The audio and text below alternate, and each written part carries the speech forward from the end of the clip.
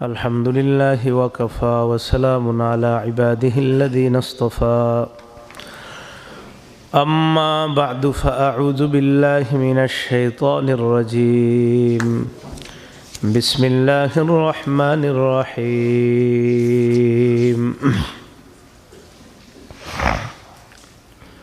يسألك الناس عن الساعة قل إنما علمها عند الله وما يدريك لعل الساعة تكون قريبا اللهم صل على محمد وعلى آل محمد كما صليت على إبراهيم وعلى آل إبراهيم إنك حميد مجيد اللهم بارك على محمد وعلى آل محمد كما باركت على إبراهيم وعلى آل إبراهيم إنك حميد مجيد اللهم إني أعوذ بك من شر لساني وشر سمعي وشر بصري وشر مني জুমার সালাত আদায় করার জন্য আল্লাহ মসজিদে উপস্থিত হওয়ার তৌফিক দান করেছেন বলি আলহামদুলিল্লাহ।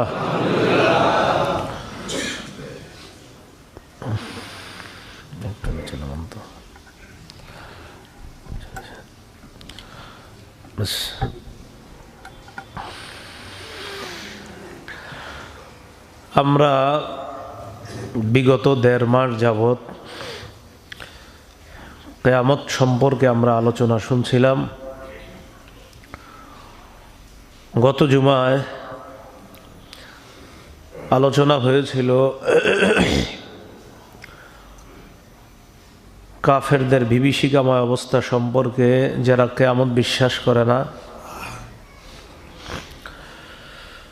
সূরা মুমিন বা সূরা গাফিরের 51 নম্বর আয়াত থেকে আল্লাহ পাক রব্বুল আলামিন বলেন, ইন্না লানানসুরু রুসুলানা ওয়াল্লাযীনা আমানু ফিল হায়াতিদ দুনিয়া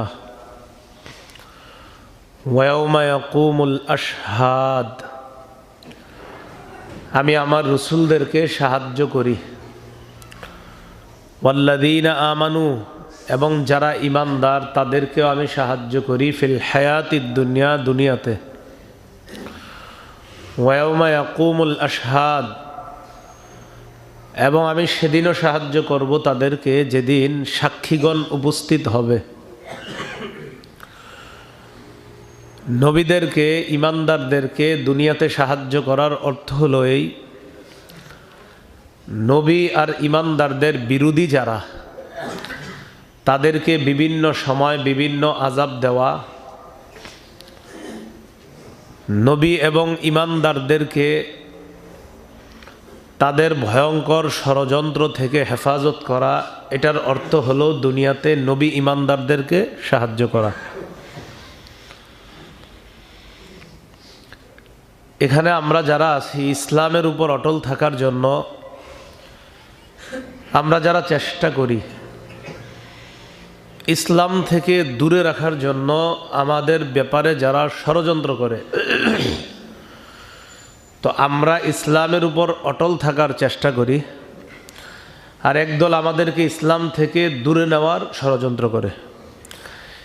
এই কঠিন পরিস্থিতিতেও আমরা যারা ইসলামের উপর অটল থাকতে পারবো, এর অর্থ হলো আল্লাহ আমাদেরকে ওই তাদের ষড়যন্ত্র থেকে হেফাজত করে, সাহায্য করে আমাদেরকে ইসলামের উপর অটল থাকার তৌফিক দিয়েছেন। এটা হলো ঈমানদারদেরকে সাহায্য করা। নবীদেরকে দুনিয়াতে সাহায্য করার অর্থ, ইয়াহইয়া আলাইহিস সালাতু ওয়াস সালাম, জাকারিয়া আলাইহিস সালাতু ওয়াস সালাম, শুআয়ব আলাইহিস সালাতু ওয়াস সালাম, এই নবীগণ সহ আরও অসংখ্য অগণিত নবীদেরকে জাতি বিভিন্নভাবে ষড়যন্ত্র করেছে হত্যা করার জন্য। বিশেষ করে ইয়াহিয়া নবী, জাকারিয়া নবী, শুআইব নবী তাদেরকে হত্যার ষড়যন্ত্র করেছিল। আল্লাহ পাক রব্বুল আলামিন কুদরতিভাবে তাদেরকে শত্রুদের শত্রুতা থেকে হেফাজত করেছিলেন। তো রসুলদেরকে দুনিয়াতে সাহায্য করার দ্বারা এটা একটা উদ্দেশ্য মুফাসসিরিনে কেরাম লেখছেন। ওয়ায়াউমা ইয়াকুমুল আশহাদ, যেদিন সাক্ষীগণ উপস্থিত হবে সেদিনও আমি সাহায্য করব। ইমানদারদেরকে আল্লাহ বিভিন্নভাবে সাহায্য করবে সেদিন, যারা প্রকৃতপক্ষে ঈমান নিয়ে যেতে পারবে। কোন কোন ইমানদারকে পর্দার আড়াল করবেন আল্লাহ। আড়াল করার পর তার গুনাহ তার সামনে পেশ করা হবে, তার গুনার ব্যাপারে তাকে স্মরণ করিয়ে দেওয়া হবে। আল্লাহ বলবেন, আতারিফু জাম্বা কাজা ওয়া কাজা, এই গুনাহ চিনো, এই গুনাহ চিনো, তুমি জানো?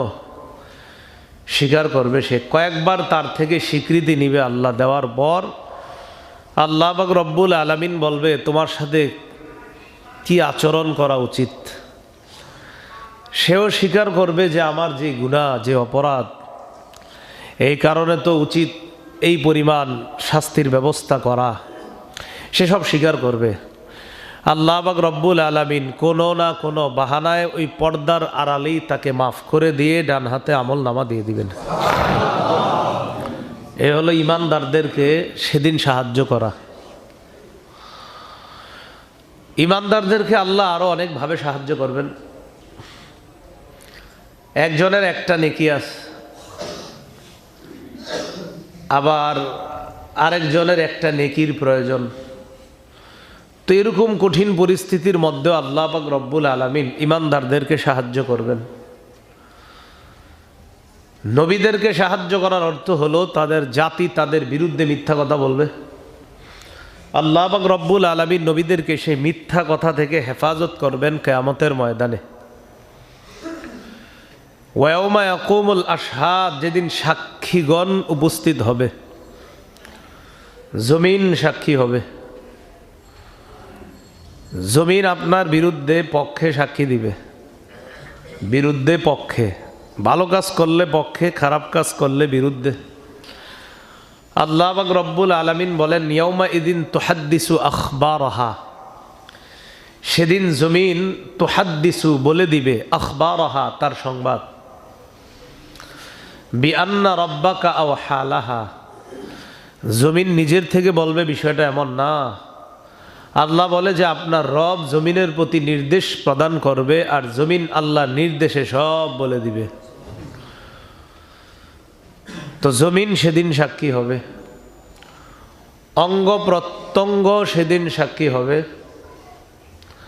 আল্লাহ পাক রব্বুল আলামিন বলেন, আল-ইয়াউমা নাখতিমু আলা আফওয়াহিহিম, আজ আমি তাদের মুখে মোহর মেরে দিব। ওয়া তুকাল্লিমুনা আইদিহিম, তাদের হাত আমার সাথে কথা বলবে। ওয়া তাশহাদু আরজুলুহুম বিমা কানু ইয়াকসিবুন, তাদের পাগুলা সাক্ষী দিবে তারা যা করছে। হাত কথা বলবে, আল্লাহ এই এই অপরাধ করছে। পা সাক্ষী দিয়ে বলবে, আল্লাহ হাত যা যা বলছে আমি পা হাতের এই কথার পক্ষে সাক্ষী দিলাম। এইভাবে সেদিন অঙ্গ প্রত্যঙ্গ সাক্ষী হবে। আল্লাহ পাক রব্বুল আলামিন বলেন,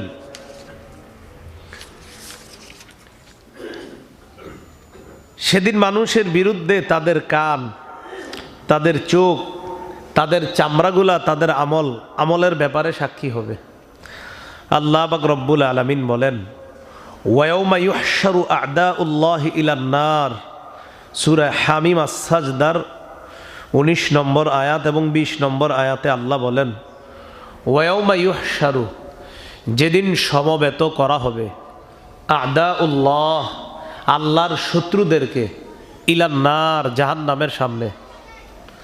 ফাহুম ইউজাউন, তাদেরকে সেদিন বিন্যস্ত করা হবে। বিন্যস্ত করা হবে মানে তাদেরকে সেদিন দাঁড় করানো হবে, দলে দলে উপস্থিত করা হবে। হাত্তা ইদা মা জাউহা, যখন জাহান্নামের সামনে আসবে, শাহিদা আলাইহিম সামউহুম, তাদের বিরুদ্ধে সাক্ষী দিবে তাদের কান। গান যারা শ্রবণ করি, আমরা যারা গান শুনি, এখন তো আবার আপনার গান কোনোভাবে বৈধ হয় কিনা এই টেনশনও চলতেছে, এই ফিকির চলতেছে। গান যে অবৈধ এটা হুজুররা কোথায় পাইলো, এরকম কথাও চলতেছে। এই সমস্ত কথায় কান দিবেন না। মনে করেন কেউ বলে দিল গান শুনলে কিচ্ছু হবে না, আর আপনি শুনলেন ওই ওনার কথায় কিন্তু উনি আপনার কোনো কাজে আসবেন না, এটা মনে রেখেন। ওনার কথায় আপনি শুনছেন, মানে যদি বিষয়টা এমন হইতো যে ওনার কথায় আপনি গান শুনছেন, শোনার কারণে আপনার ক্ষতি হবে না ওনার ক্ষতি হবে, তা বিষয়টা আমি মেনে নিতাম। কিন্তু আপনি তো জানছেন যে গান শোনা হারাম, এরপরে একজন বলে দিল যে গান শুনলে কোনো সমস্যা নাই, আর তার বলাকে কেন্দ্র করে আপনি গান শ্রবণ করা শুরু করলেন। হ্যাঁ, আল্লাহর দরবারে দাঁড়ানোর জন্য প্রস্তুত থাকেন। সুব্বাফি উজুনাইহিল আনুকু ইয়াউমাল কিয়ামা, সীসা গলায়া কানের মধ্যে দিয়ে দেওয়া হবে যারা গান শ্রবণ করে, যুক্তি দাঁড় করায়। তো এই জন্য গান শ্রবণ করবেন না, গান শুনবেন না। বাসে বৈশা জ্যামের মধ্যে ইয়ারফোন কানে লাগায়া সময় কাটায় গান শুই না। অবসরে কি করেন, অনেকে জিজ্ঞাসা করে আপনার অবসরে কি করেন, আপনি কি কাটান? ফেসবুকে অনেকে স্ট্যাটাস দিব অবসর সময়গুলোতে আপনি কি করেন, কিন্তু বিভিন্ন জন কমেন্টে আপনার লেখে, কেউ লেখে সিনেমা দেখি, কেউ লেখে অবসর সময়ে আমি গান শুনি। কি সুন্দর সাক্ষীগুলা লিখতেছেন আপনি। এই যে আপনি লিখতেছেন আমি গান শুনি, আমি সিনেমা দেখি, লিখতেছেন না, আপনার প্রত্যেকটা লেখাও কিন্তু সাক্ষী হয়ে যাচ্ছে, আপনি নিশ্চিত থাকেন। আল্লাহ পাক রব্বুল আলামিন বলেন, হাত্তা ইযা মা জাউহা শাহিদা আলাইহিম সামউহুম, তাদের বিরুদ্ধে সাক্ষী দিবে তাদের কান, ওয়া আবসারুহুম তাদের চোখ, ওয়া জুলুদুহুম তাদের চামড়া, বিমা কানু ইয়ামালুন যা তারা করছে এগুলা। চামড়া সাক্ষী দিবে কিভাবে? চোখ আর কান, এটা তো চোখ দিয়ে দেখি, কান দিয়ে শুনি, বোঝা যায়। চামড়া তো এগুলার চেয়ে আরো এরকম, আপনার চামড়া তো কথাবার্তাও বলে না, এটা কিছু দেখেও না। সেদিন ওই মানুষগুলা যাদের বিরুদ্ধে চামড়া সাক্ষী দিবে তারাও অবাক হয়ে যাবে। চোখ সাক্ষী দিবে, কান সাক্ষী দিবে, এটাতে বেশি অবাক হবে না, কিন্তু চামড়া যখন সাক্ষী দিবে এটাতে যাদের বিরুদ্ধে সাক্ষী দিবে খুব তারাই অবাক হয়ে যাবে। তারা বলবে, ওয়াকালু লিজুলুদিহিম লিমা শাহিদতুম আলাইনা, চামড়াকে বলবে, ও চামড়া তোমরাও আমাদের বিরুদ্ধে সাক্ষী দিলা, কেন সাক্ষী দিলা? ক্বালু আনতাকানাল্লাহুল্লাযী আনতাকা কুল্লা শাই, তারা জবাব দিবে, আনতাকানাল্লাহুল্লাযী কুল্লা শাই, আনতাকানাল্লাহুল্লাযী আনতাকা কুল্লা শাই, যে আল্লাহ চাইলেই সব জিনিসকে কথা বলার ক্ষমতা দান করতে পারেন, সেই আল্লাহ আজকে এই যে আমি চামড়াকেও কথা বলার শক্তি দান করছেন। কাকে? চামড়াকে কথা বলার শক্তি দিছে। আর চামড়া দেখেন না, চামড়া, এই যে চামড়ার সাথে কথোপকথন যে আপনি পড়তে পারেন সূরা হামিম আস-সাজদা 121 নম্বর আয়াত। এই সূরা হামিম আস-সাজদার 21 নম্বর আয়াতটার অনুবাদটা কারো ঘরে বাংলা অনুবাদ থাকলে আপনি পড়ে নেবেন। তারা চামড়াকে বলবে, ও চামড়া তোমরাও সাক্ষী দিলা আমাদের বিরুদ্ধে, কেন সাক্ষী দিলা? তো চামড়া বলবে, আনতাকানাল্লাহুল্লাযী আনতাকা কুল্লা শাই, যিনি সব জিনিসকে কথা বলার শক্তি দান করেন, সে আল্লাহ আমি চামড়াকে আজকে কথা বলার শক্তি দান করছে। এই জন্য তো ওয়াউমা ইয়াকুমুল আশহাদ, যেদিন সাক্ষীগণ উপস্থিত হবে, দাঁড়িয়ে যাবে সাক্ষীগণ। এ হলো আপনার 3 নম্বর। 4 নম্বর, মানুষ সাক্ষী দিবে। এটা কথার কথা, মানুষ ও মানুষের বিরুদ্ধে আল্লাহ সাক্ষী আনবেন, উপস্থিত করবেন। সবচেয়ে বড় সাক্ষী হবে আল্লাহ। বলেন কে হবে? হ্যাঁ, আল্লাহ সবচেয়ে বড় সাক্ষী হবে। আল্লাহ পাক রব্বুল আলামিন এমন সাক্ষী হবেন যার কাছ থেকে কোনো কিছু কখনো গোপন থাকে না।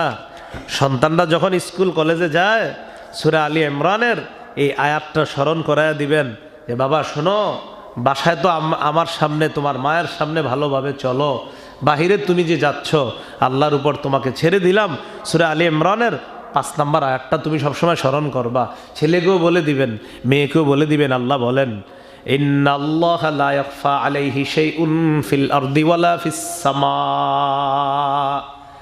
আসমান এবং জমিনের কোনো কিছু আল্লাহর কাছে গোপন থাকে না।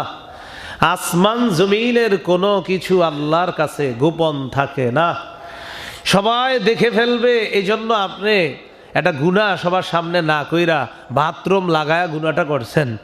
আল্লাহর কাছে কোনো কিছু গোপন থাকে না। লা ইয়াখফা আলাইহি শাইউন ফিল আরদ ওয়ালা ফিস সামা। আয়াতটা আমি আপনি সবাই স্মরণ করবেন প্রতিদিন, যে নিশ্চয়ই আল্লাহর কাছে আসমান জমিনের কোনো কিছু গোপন থাকে না। নিশ্চয়ই আল্লাহর কাছে আসমান জমিনের কোনো কিছু গোপন থাকে না। আমি আপনি টেনশন করি, চিন্তা করি, কেউ দেখে নাই, অমুকে দেখে নাই। আল্লাহ বলেন আমি তো দেখছি সব। তো এই জন্য সবচেয়ে প্রধান সাক্ষী হবেন কে? আল্লাহ। তো আল্লাহ বলতেছেন ওয়ায়াউমা ইয়াকুমুল আশহাদ, যেদিন সাক্ষীগণ দাঁড়িয়ে যাবে, যেদিন সাক্ষীগণ দাঁড়িয়ে যাবে, তো সেদিন তাদের এই সমস্ত অবস্থা হবে যে আমি আল্লাহ নবীদেরকে সাহায্য করব, আর যারা ঈমানদার তাদেরকেও আমি সাহায্য করব। এরপরে আল্লাহ বলেন ইয়াউমা লা ইয়ানফাউয যালিমিনা মা'যিরাতুহুম ওয়া লাহুমুল লা'নাতু ওয়া লাহুম সুউদ দার। সেদিন জালেমদের ওজর আপত্তি কোনো কাজে আসবে না। মা'যিরাতুহুম, তাদের ওজর কোনো কাজে আসবে না। ওয়া লাহুমুল লা'না, তাদের জন্য অভিশাপ। ওয়া লাহুম সুউদ দার, তাদের জন্য মন্দ আবাসস্থল, মন্দ আবাসস্থল।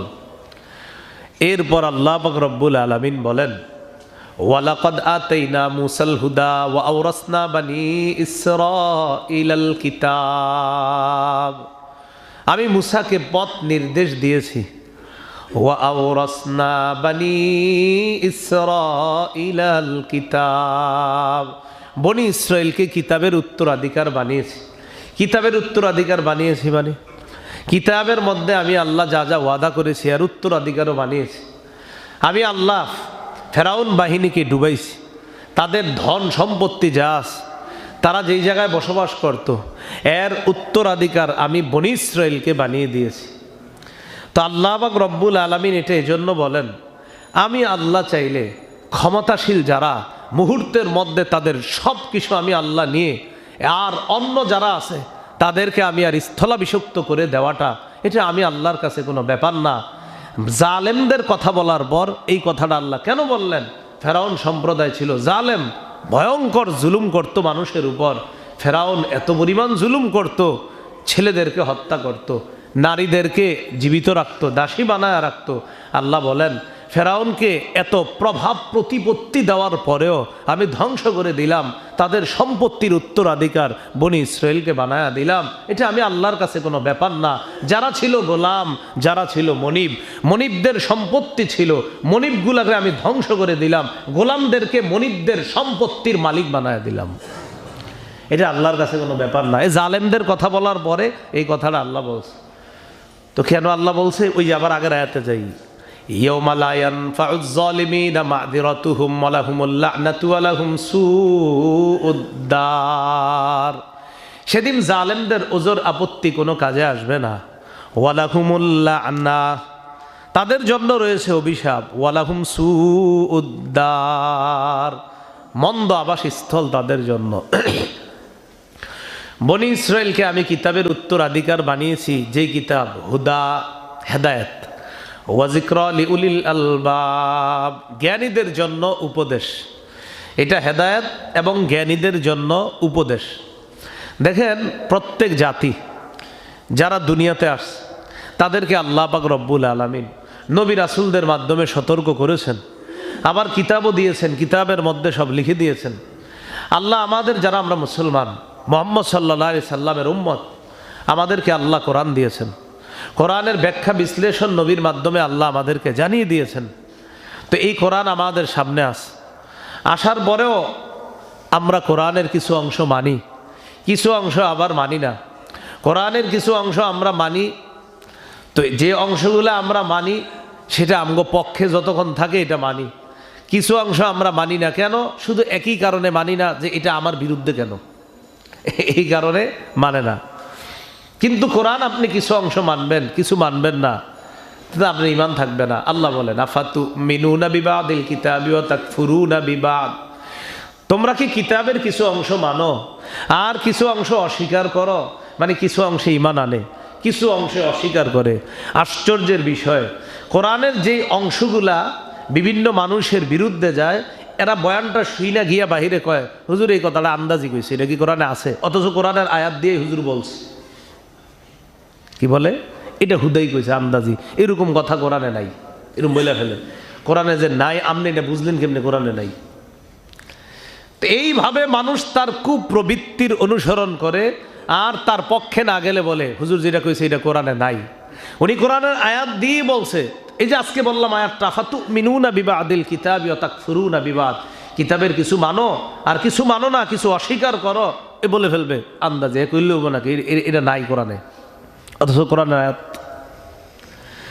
তো মানুষ তার বিপক্ষে যখন কোনো কিছু যায়, তখন আপনার মানুষের অবস্থা এমন পর্যায়ে যায় যে শুধুমাত্র যে মানুষ আমারে কি বলবে, এই কি বলবে রে কেন্দ্র করে কোরআনকে অস্বীকার করে ফেলে।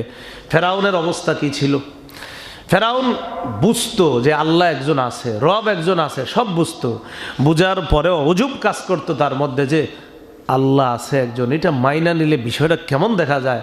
হামান বাধা দিল, কারুন বাধা দিল যে আপনি কি করেন, আপনার মধ্যে দিয়ে দেখি আরেক রবের বুঝ এসে গেছে। আরে আপনি তো সবচেয়ে বড় রব, আবার আরেকজন রব আছে নাকি? আপনি বড় আছে, কিন্তু আপনি বড়, সবচেয়ে বড় আপনি। থাকতে পারে কিন্তু বড় তো আপনি, আরেকজন থাকলে থাক, বড় আপনি। তো বুঝ আসে যে আল্লাহ একজন আছে, কিন্তু আবার যখন বলে বড় রব আপনি, তখন আপনার ফেরাউন মানুষের সামনে গিয়ে বলে আনা রব্বুকুমুল আলা, তোমরা যে রবের কথা বলো থাকতে পারে, তবে আমি সবচেয়ে বড় রব, এরকম বলে ফেলে। তো তার বুঝ আসার পরেও শুধুমাত্র মানুষ কি বলবে যে আপনার এতদিন সবাই রব মানতো, হঠাৎ যদি আপনি বলেন আরেকজন রব মানেন, এটা বিষয়টা কেমন দেখা যায় না? কহা আসলেই তো বিষয়টা কেমন দেখা যায়। তো আপনার সবার সামনে গিয়ে তখন আবার ঘোষণা দেয় আনা রব্বুকুমুল আলা, আমি সবচেয়ে বড় রব। নাউজুবিল্লাহ। তো আল্লাহ পাক রব্বুল আলামিন বলেন ফাসবির ইন্না ওয়াদাল্লাহি হক, আমাদের নবীকে বলতেছে। কাফেররা যে আপনাকে বিভিন্ন বিষয়ে উত্তক্ত করে, বিভিন্ন বিষয়ে খারাপ কথা আপনাকে বলে, আপনি একটু ধৈর্য ধারণ করেন। ফাসবির, আপনি ধৈর্য ধরেন।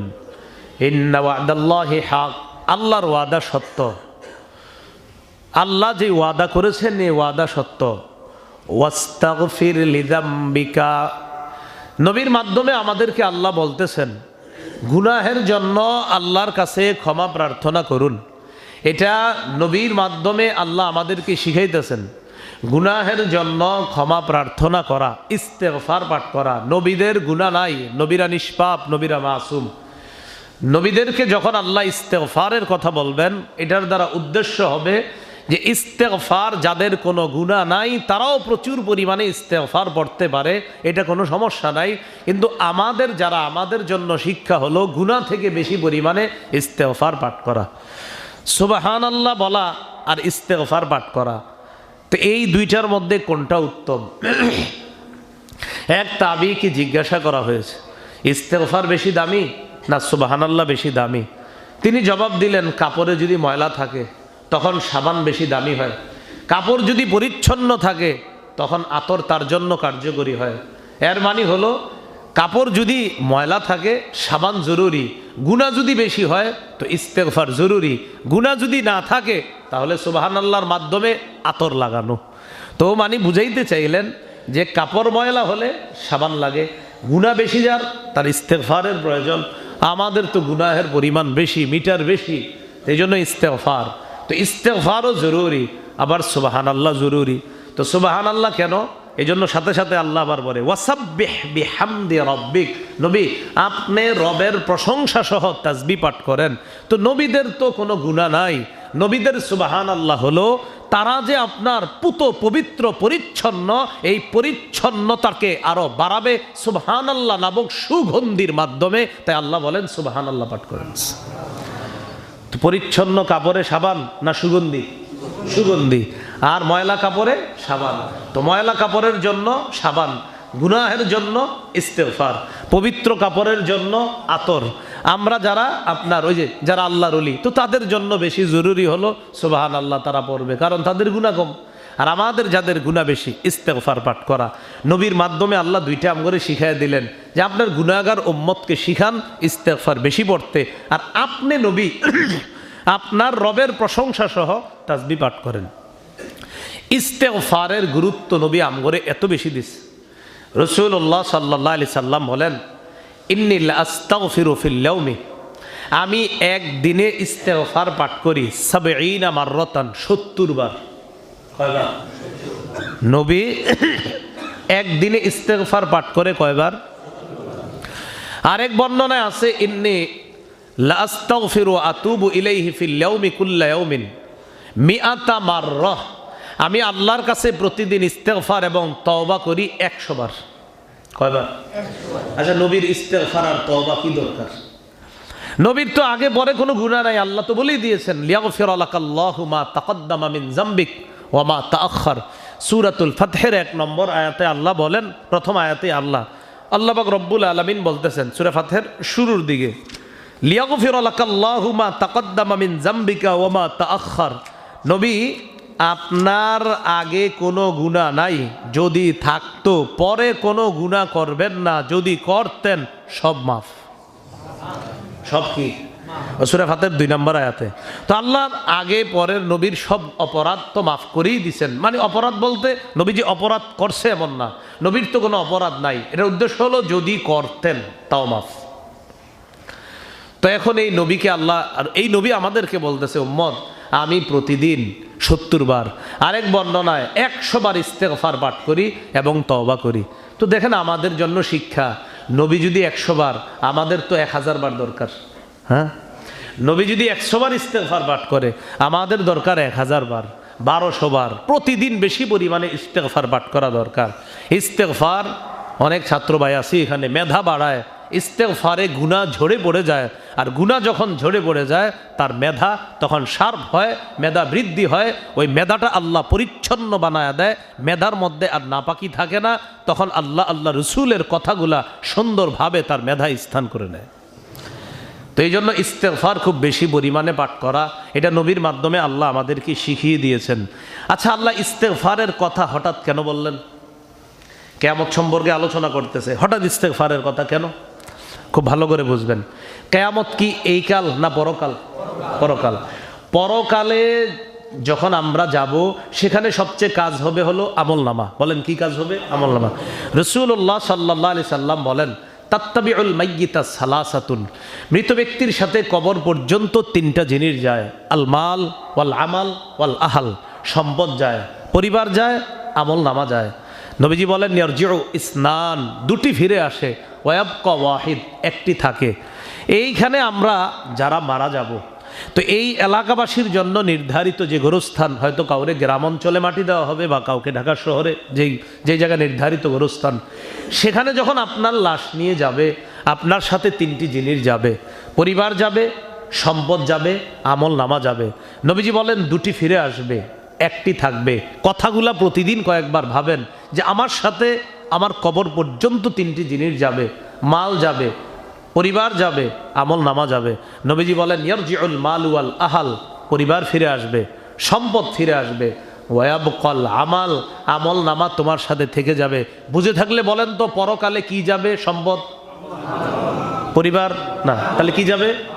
এজন্য আল্লাহ কিয়ামতের কথা বইলা বলতেছে, ইস্তাগফির, ইস্তেগফার পাঠ করো। তো ইস্তেগফারের উপকারিতাটা, ফায়দাটা, এটা বেশি পাবো আমরা কোথায়? আখেরাতে। কারণ সেখানে গুণামুক্তভাবে আমল নামা নিয়ে যদি আমরা যেতে পারি তাহলে কাজ হবে। আরেকটা বিষয়, ইব্রাহিম আলাইহিস সালাতু ওয়াস সালামের সাথে মেয়ারাজ রজনীতে রাসূল সাল্লাল্লাহু আলাইহি সাল্লামের সাক্ষাৎ হয়েছে।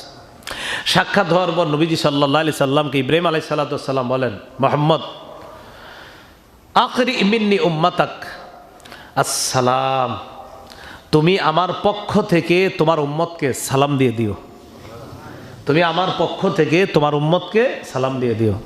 আর একটা কথা বলবা, ইন্নাল জান্নাতা কিআন, জান্নাতটা যে মানুষকে আল্লাহ দান করবেন, এটা হলো একটা খোলা জায়গা, কিচ্ছু নাই এখানে।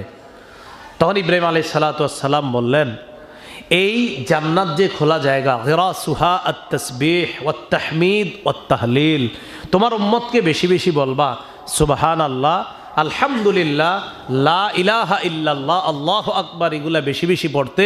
এগুলার মাধ্যমে যেন এই ফাঁকা জায়গাটাকে তারা এগুলার মাধ্যমে যেন গাছ লাগিয়ে পূরণ করে নেয়। তাসবিহ এখানে কাজ হচ্ছে, সেখানে তাসবিহ এখানে, এখানেও কাজ হয় তাসবির, কিন্তু আবার কাজ সেখানেও হইতেছে। তো আখেরাতের কথা আল্লাহ আলোচনা করে বলতেছে ইস্তাগফির, ক্ষমা প্রার্থনা করুন, মানে পরকালের স্মরণে তোমার সবচেয়ে বেশি কাজ ক্ষমা প্রার্থনা করো, গুনাহমুক্তভাবে যেন পরকালে যেতে পারো। নবীর মাধ্যমে আমাদেরকে আল্লাহ শিখিয়ে দিচ্ছেন ওয়াসাব্বিহ বিহামদি রাব্বিকা বিল আশিয়্যি ওয়াল ইবকার, আপনার রবের প্রশংসা সহ সকাল সন্ধ্যা আপনি তাসবিহ পাঠ করেন।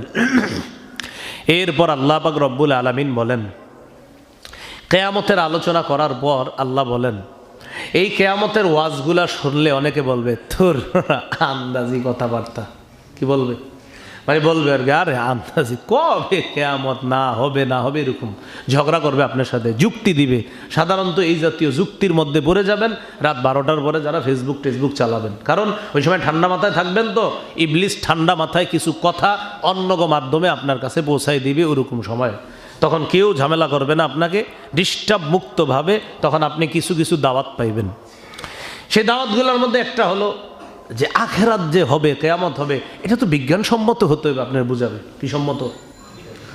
বিজ্ঞান কোনোদিনও কোনো কিছুর সঠিক সমাধান দিতে পারে না। 100 বছর আগে যেটা বলে এটা এসে দেখবেন এখন বলে কি না না সেটা আমাদের ভুল ছিল।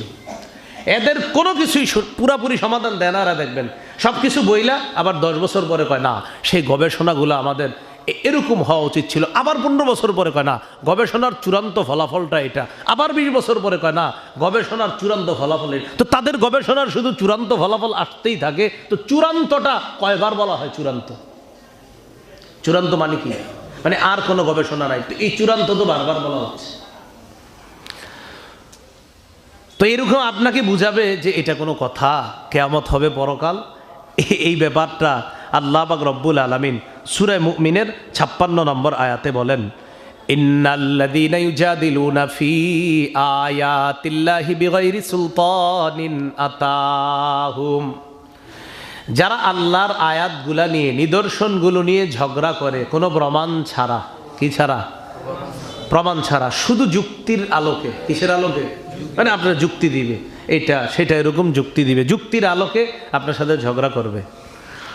তখন আল্লাহ বলেন এরা ঝগড়া করে কেন? ইনফি সুদুরিহিম ইল্লা কিবরুম মা হুম বিবালিগি, তাদের অন্তরে অহংকার ছাড়া আর কিছু নাই, যেই অহংকারের ফলাফলের চূড়ান্ত সীমায় তারা কখনো পৌঁছতে পারবে না। মানে অহংকার বশত তারা বলে এটা হবে, ওটা হবে, এটা হবে না। তো আল্লাহ বলেন এটা চূড়ান্ত সীমায় কখনো তারা পৌঁছতে পারবে না। নবীকে আল্লাহ বলেন ফাস্তাইজ বিল্লাহ, আপনি আল্লাহর কাছে আশ্রয় চান, আল্লাহর কাছে আশ্রয় চান। ইন্নাহু হুয়াস সামিউল বাসীর, আল্লাহ সর্বশ্রোতা সর্বদ্রষ্টা। এখন একটু বুঝেন, সাধারণত এই জাতীয় উল্টাপাল্টা কথাগুলা, পরকাল হবে, আখেরাত হবে, কবর হবে, আচ্ছা হইলে এটা হবে, তো এরকম উল্টাপাল্টা কিছু প্রশ্ন প্রথমে ভালোভাবে উদ্রেক করে শেষের দিকে খারাপের দিকে হতে পারে, এটা শয়তান করায় দিতে পারে। আল্লাহ নবীকে বললেন, নবীর মাধ্যমে আমাদেরকে শিখাইয়া দিলেন ফাস্তাইজ বিল্লাহ, উল্টা পাল্টা ঝগড়া যারা করবে এদের কথা শুইনা তুমি বিভ্রান্ত হবা না, আল্লাহর কাছে পানা চাও। আর আমরা যারা আছি মনের মধ্যে যদি খারাপ কিছু আসে সব সময় পড়তে থাকবেন লা হাওলা ওয়ালা কুওয়াতা ইল্লা বিল্লাহ। কি বলবো? যখনই উল্টা পাল্টা কিছু আসবে আস্তাগফিরুল্লাহ আস্তাগফিরুল্লাহ আস্তাগফিরুল্লাহ লা হাওলা ওয়ালা কুওয়াতা ইল্লা বিল্লাহ।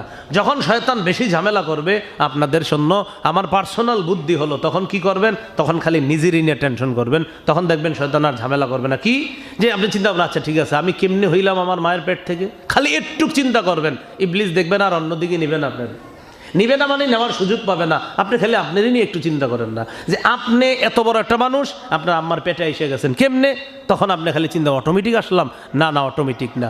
তাহলে কিভাবে, এই কিভাবে চিন্তা করলে ইনশাল্লাহ আপনি সঠিক সমাধান পেয়ে যাবেন। তো এই জন্য নিজের সৃষ্টি নিয়ে একটু চিন্তা করেন, চিন্তা করলে আল্লাহর ব্যাপারে উল্টাপাল্টা কথা আসবে না।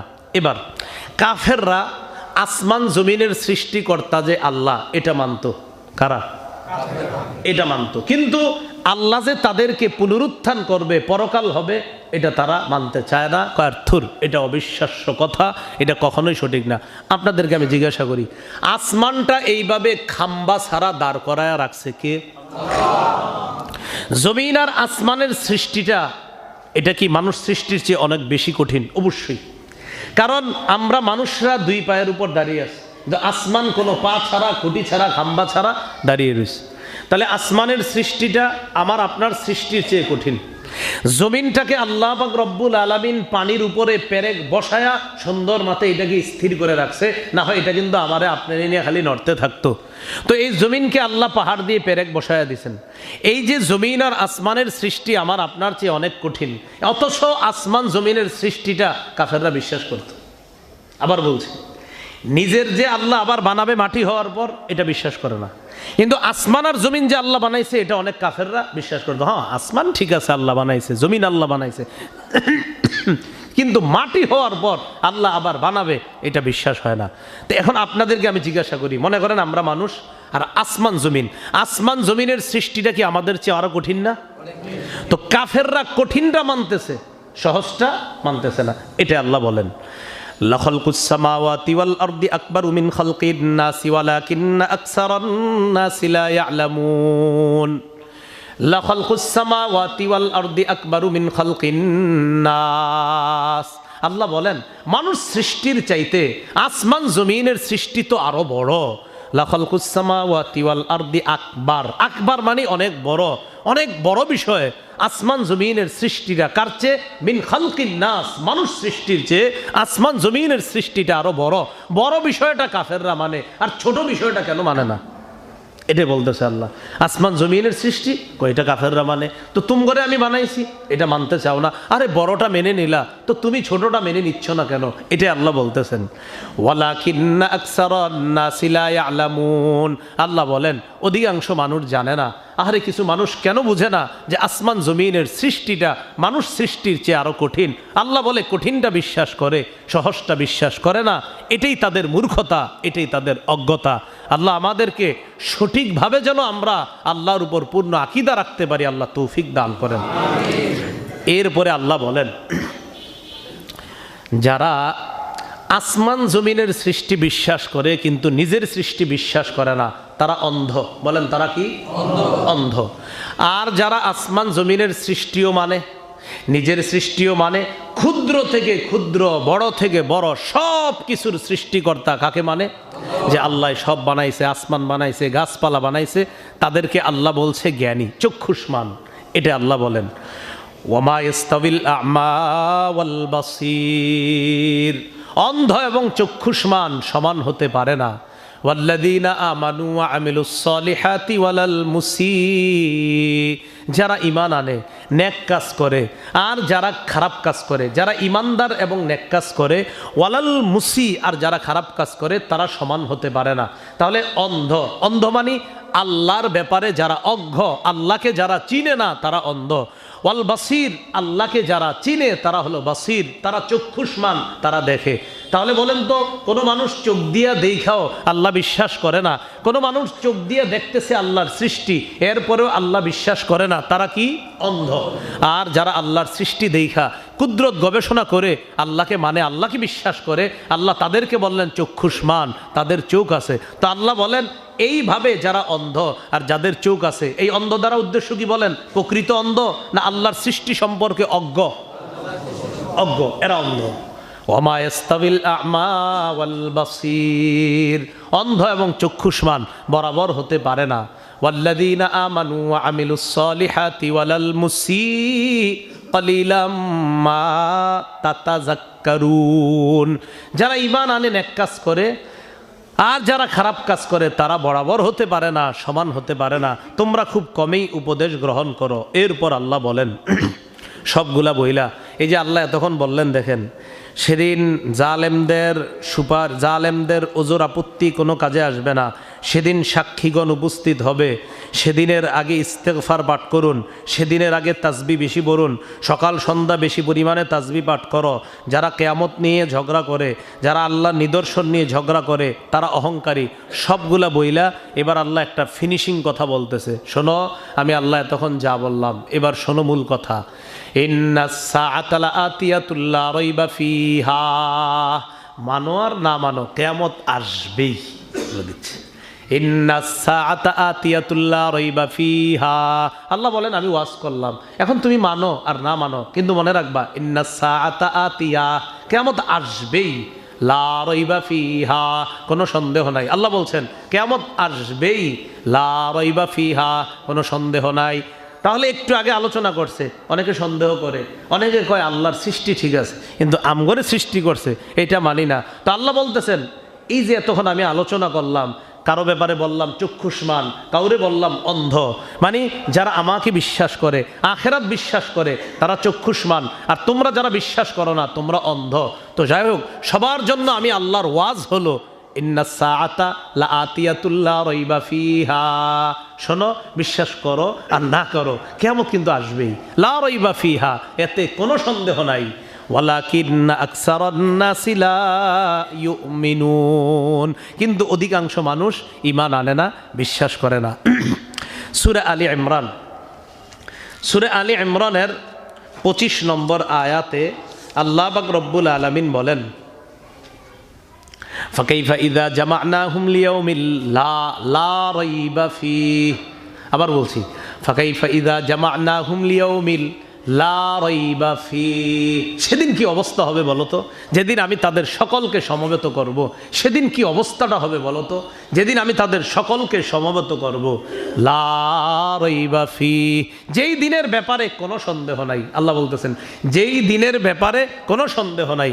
তো আল্লাহ বলেন সেদিন কেমন হবে বলো, যেদিন আমি তাদের সকলকে সমবেত করব, যেই দিনের ব্যাপারে কোনো সন্দেহ নাই, কোনো সন্দেহ করা যাবে না সেদিনের ব্যাপারে, সেদিন হবেই, সেদিন আসবে, এটা আল্লাহ পাক রব্বুল আলামিন বলে দিচ্ছেন।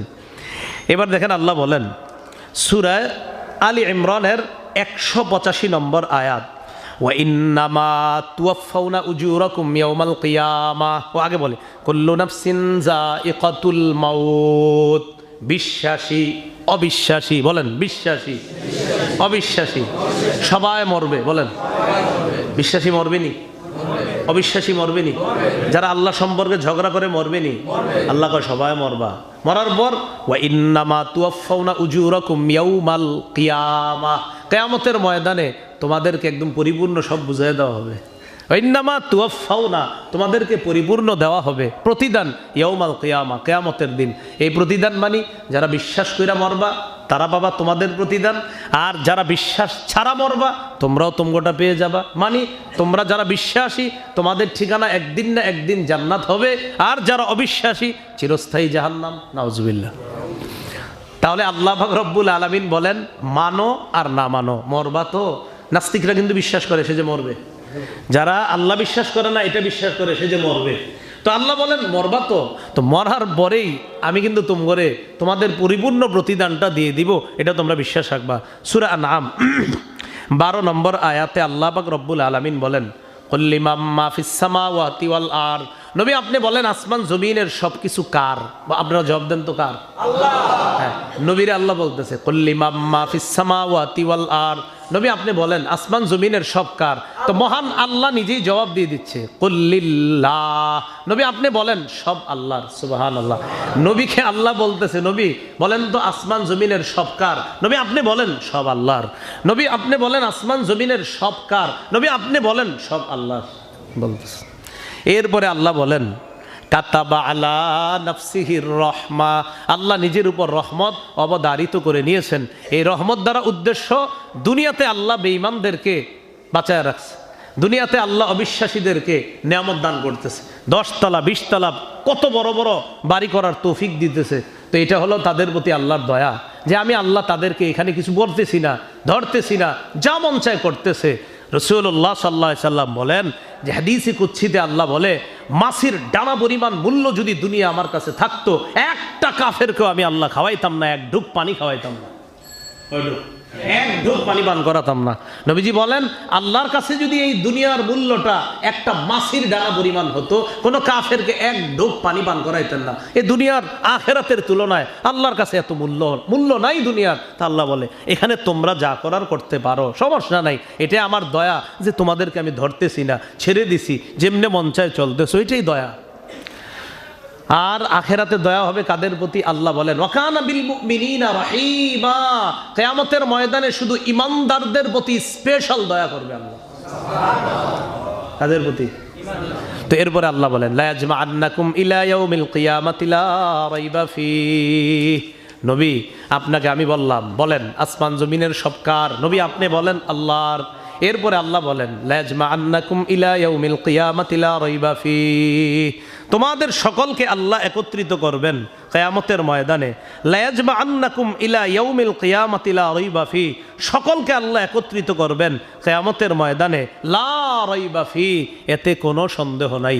তো যে বিষয়টা বলতেছিলাম, দেখেন একদল বিশ্বাস করে আর একদল অবিশ্বাস করে। আল্লাহ কিন্তু ফাইনাল একটা ওয়াজ করে দিলেন যে তোমাদেরকে আমি ওয়াজ করছি যেন তোমরা বুঝ পাও, যেন তোমরা বুঝে আসতে পারো, যেন তোমরা সঠিক পথে চলে আসো। কিন্তু এরপরেও শুনে রাখো, যারা মানো আর না মানো, কিয়ামত কিন্তু আসবে। লা রাইবা ফি, এতে কোনো সন্দেহ নাই। সূরা আনামে আল্লাহ বললেন লা রাইবা ফি, এতে কোনো সন্দেহ নাই। সূরা আরাফের মধ্যে আল্লাহ বলছেন যে এমন একটা অবস্থা হবে, ক্বাদ খাসিরাল্লাযীনা কাযযাবু বিলিকাইল্লাহ, আল্লাহর সাক্ষাৎকে যারা অস্বীকার করে তারা ক্ষতিগ্রস্ত হয়ে গেল। হাত্তা ইদা জাআতহুমুস সাআতু বাগতাতান, আচমকা কিয়ামত তাদের কাছে এসে যাবে, হঠাৎ কিয়ামত তাদের কাছে এসে যাবে।